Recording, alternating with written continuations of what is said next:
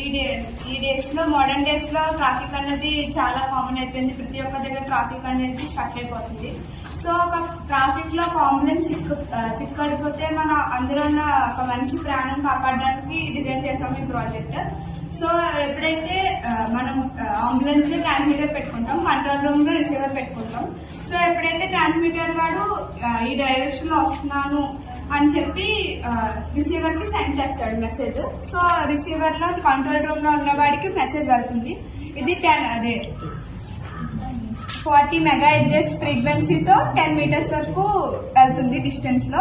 So వెళ్ళాక control room లో ఉన్నవాడు దాన్ని రిసీవ్ చేసుకొని సో బ్లింక్ యాప్ ద్వారా ఏ డైరెక్షన్ లో వస్తుంది, ఎలా వస్తుంది అని చెప్పి ఈ యొక్క డిస్ప్లే ద్వారా మనకు కనిపిస్తుంది.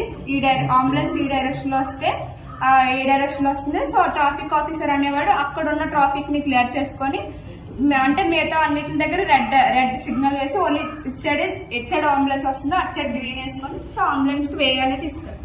అది సో దీని ద్వారా ఒక లైఫ్ అనేది సేవ్ చేయొచ్చు.